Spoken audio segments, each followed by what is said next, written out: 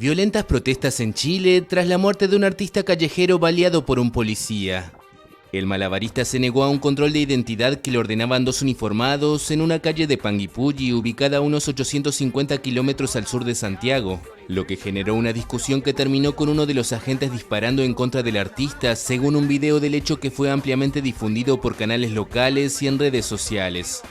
Indignados, cientos de pobladores incendiaron la municipalidad y otros edificios públicos durante protestas que se extendieron hasta la madrugada.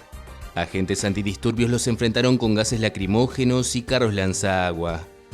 Todo esto para mí es terrible y para todos los que somos de Panguipulli, porque ese joven lo conocían y él nunca hizo daño, nunca hizo nada. Ese joven era un joven que trabajaba y nunca jamás en la vida le gustó que le dieran.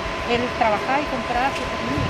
Creo que hay que revisar los protocolos y la actuación de Carabineros, sí, porque no es primera vez, ni segunda, ni tercera vez.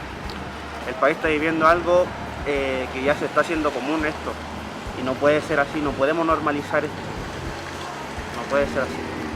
El uniformado, cuya identidad se mantiene en reserva, fue arrestado el viernes y llevado el sábado ante un tribunal de justicia para un control de detención.